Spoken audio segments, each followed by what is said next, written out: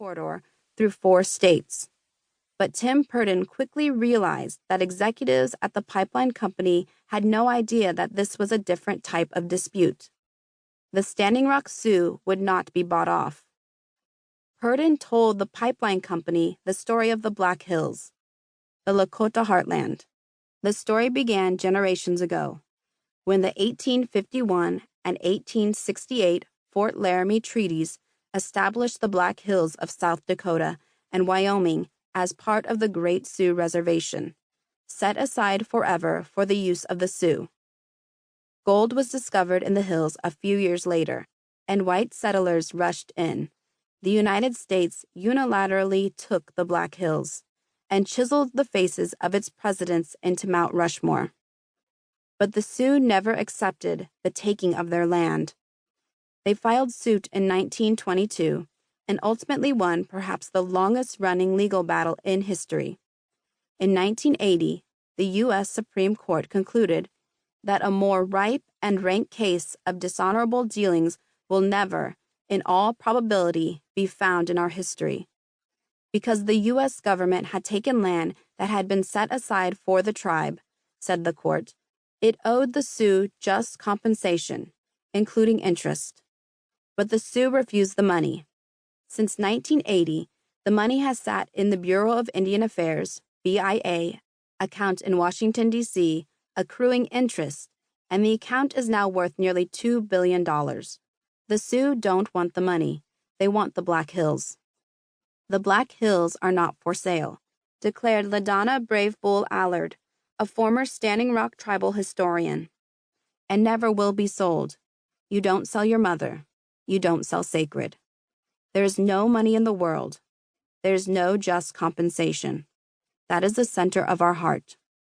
You have to understand that to understand what is happening with the Dakota Access Pipeline, Tim Purdon concluded. The pipeline company had no idea with whom it was dealing. On June 1, 2017, oil began flowing through the Dakota Access Pipeline, DAPL. Supporters touted the pipeline as key to safely and reliably transporting U.S. oil from the Bakken oil fields to consumers, essential to both national security and prosperity. Native activists had called it the Black Snake, referring to an ancient prophecy about a terrible snake that would one day slither onto tribal land and devour the earth. The historic demonstrations at the camps near Standing Rock in 2016 stalled the pipeline project and won a major victory for the thousands of water protectors who had taken a stand there during the final months of Barack Obama's presidency. But the victory was short-lived. During his first week in office, President Donald Trump fast-tracked the pipeline's remaining permit. Within months, oil began snaking its way south through the pipeline. A new generation of activists, galvanized at Standing Rock, had also emerged. This conflict had been centuries in the making. With the 15th century doctrine of discovery, discussed in Chapter 4, Europeans rationalized the colonization of indigenous lands. Fueled by a belief in their manifest destiny, Americans justified settling the western United States as their God-given right. First Europeans, and then the new U.S. government stole or bought native lands for trifling amounts. They made treaties. The Sioux and other indigenous nations signed a treaty of peace and friendship with the United States government in 1805, with more treaties to follow in the subsequent decades.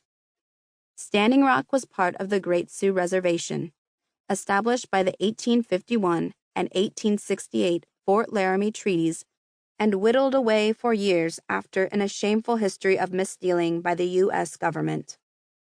The land that the pipeline was set to cross sat within the boundaries of the 1851 Fort Laramie Treaty and was not ceded by the 1868 Fort Laramie Treaty, but had been taken years earlier from the Standing Rock Sioux tribe. It was also just half a mile from the tribe's modern-day boundaries and directly upstream from its water source. Overall, the United States has the largest pipeline network in the world. Some 2.5 million miles of pipeline crisscross the country, enough to circle the earth 100 times, transporting such products as oil and natural gas. But pipelines are problematic.